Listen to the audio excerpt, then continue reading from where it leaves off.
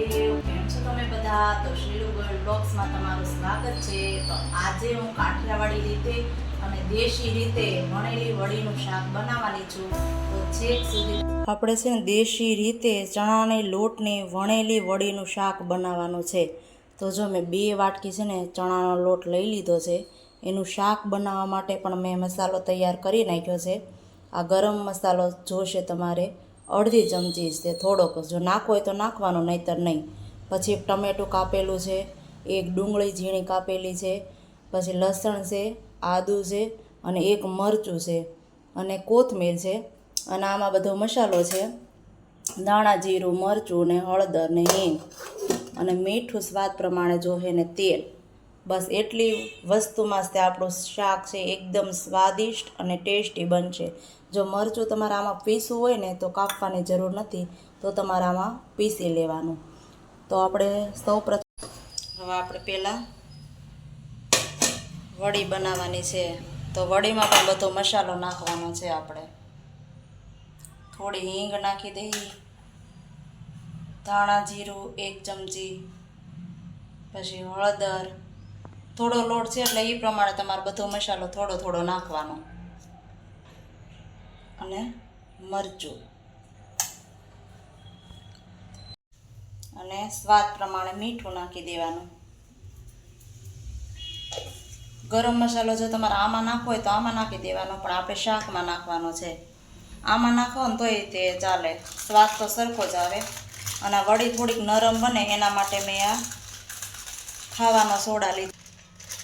ચપટી આપણે ખાવાનો સોડા લઈ લીધો છે અને થોડુંક તેલ જોશે. આપણે બહુ વધારે નહીં નાખવાનું, થોડુંક જ તે, નહીંતર પછી વડી ફાટી જશે. થોડુંક તેલ નાખી અને પછી હવે લોટ બાંધવાનો છે. પહેલાં બધું મિક્સ કરી લઈ, થોડું થોડું પાણી લઈને લોટ બાંધવાનો છે. બહુ ભાખરી જેવો આમ કડકય નથી બાંધવાનો અને રોટલી જેવો ઢીલોય નહીં, મીડિયમ. આપણે મસળી લેવાનો છે વ્યવસ્થિત, એટલે હાથમાં ચોંટે નહીં. તો લોટને તમારે 2 મિનિટ રાખવો હોય તો રાખી શકાય, પણ હું તો હવે ડાયરેક્ટ વણું જ છું. આ વણેલી વડીનો તો કંઈક સ્વાદ જ અલગ આવે, ટેસ્ટ જ અલગ આવે. આવી રીતે તમારે પતલી જાડી એ પ્રમાણે વણવાની છે. તો તમને આમ બહુ મોટી લાગતી હોય તો વચ્ચેથી કટ કરી નાખવાની. જાડી વણવી હોય તો જાડી વણી શકાય અને પતલી વણવી હોય તો પતલી. આવી રીતે બધી વડીને આપણે વણી લેવાની છે. જો પાટલી સાથે કંઈક તેલ ને એવું કાંઈ લગાડો નહીં, જો તોય ચોંટે નહીં, કેમ કે બહુ ઢીલો નહીં લોટ બાંધી દેવાનો, મીડિયમ જ રાખવાનો.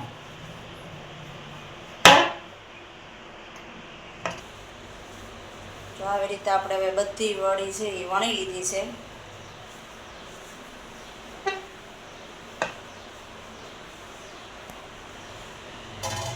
વણેલી વડીનું શાક છે ને બહુ સરસ લાગે.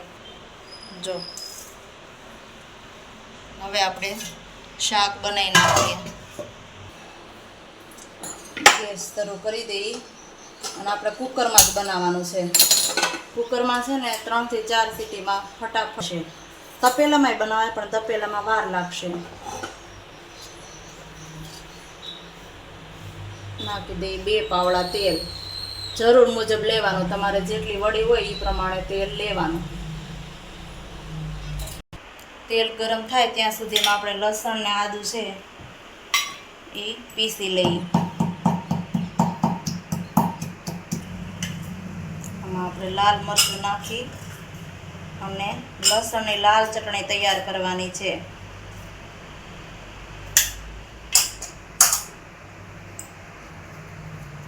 જો આવી ચટણી તૈયાર કરી લેવાની છે. હવે આપણું તેલ ગરમ થઈ ગયું છે, એમાં આપણે જીરાથી વઘાર કરવાનો છે. જીરું તો ખાસ લેવાનું વઘારમાં, રાઈ નહીં નાખવાની, નકર રાઈથી આમ સ્વાદ નથી બરોબર આવતો. જીરું નાખવાનું, અડધી ચમચી હિંગ, માં ડુંગળી,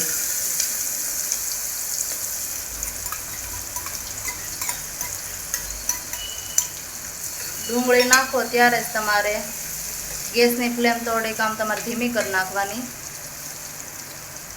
અત્યારે જ તમારે થોડુંક મીઠું નાખી દેવાનું એટલે ડુંગળી છે ને ફટાફટ ચડી જાય.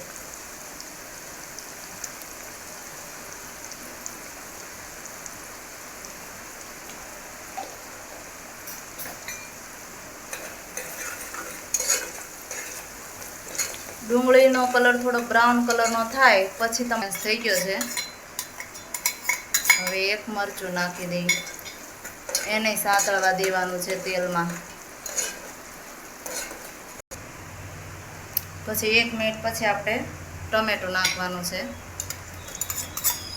ટમેટાની જગ્યાએ તમારે લીંબુ લેવું હોય ને તોય લઈ શકો, પણ મેં અત્યારે ટમેટું લીધું છે એટલે લીંબુ નથી નાખતી.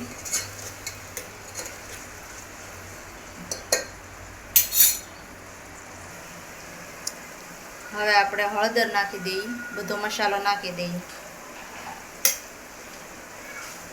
અને 1 ચમચી ધાણા જીરું. આમ ચપટી થોડીક અમથી ખાંડ નાખવાની છે, ચપટી જ તે. બધું મિક્સ કરી લઈએ. જો આ બધો મસાલો વ્યવસ્થિત ચડી ગયો છે, તેલ છૂટું પડે પછી આપણે વડી નાખવાની. હવે આ ગરમ મસાલો લીધો તો એ નાખી દઈએ આપણે. ચાલો આ બધો હળદર ને એ બધું વ્યવસ્થિત ચડી જાય પછી આપણે લાલ ચટણી જે બનાવીને એ નાખવાની છે. ગેસ ધીમો રાખવાનો એટલે આ દાજી ન જાય. લાલ ચટણી તમારે જેટલું તીખું ખાવું હોય એટલી નાખવાનું. જો તીખું વધારે ખાવું હોય તો વધારે લેવાની, મીડિયમ ખાવું હોય તો મીડિયમ. એને વ્યવસ્થિત રીતે મિક્સ કરી લેવાની છે અને 1 મિનિટ સુધી ચડવા દેવાની છે એટલે લસણ ને એ બધું વ્યવસ્થિત ચડી જાય.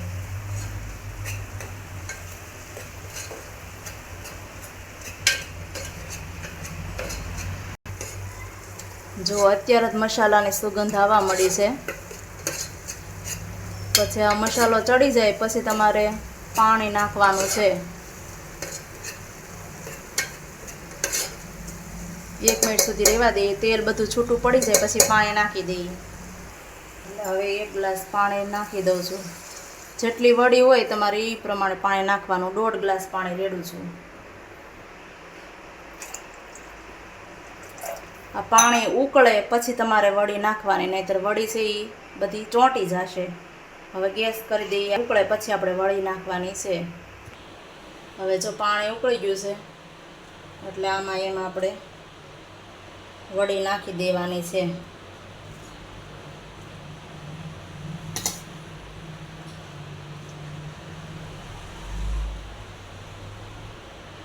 બધી આ રીતે નાખવાની છે. આ રીતે આપણે બધી વડી નાખી દીધી છે. જો કેટલી છૂટી થઈ. પાણી ઉકળતું હોય ને તેમાં તમારે નાખવાની. હવે 3 થી 4 સીટી કરો એટલે તમારી વડી આમાં સરસ રીતે બફાઈ જશે.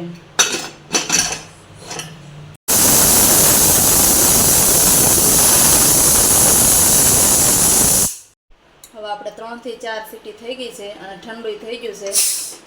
આપણે હવે જોઈ લઈએ.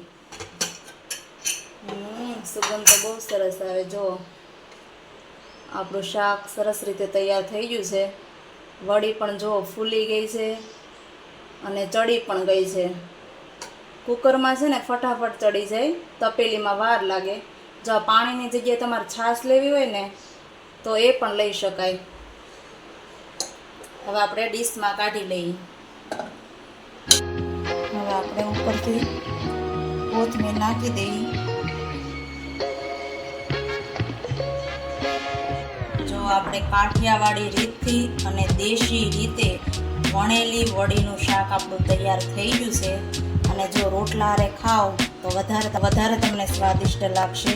અને જો આપણી વડી પણ એકદમ સોફ્ટ અને મુલાયમ બની છે. જો તો હવે સુગંધી સરસ આવે છે, તો આપણે હવે ખાવાની શરૂઆત કરવાની છે. તો આ વડીની રેસીપી તમને કેવી લાગી એ મને કોમેન્ટમાં જરૂર કહેજો. લાઈક કરો, શેર કરો અને સબસ્ક્રાઈબ કરવાનું નહીં ભૂલતા. મહાદેવ.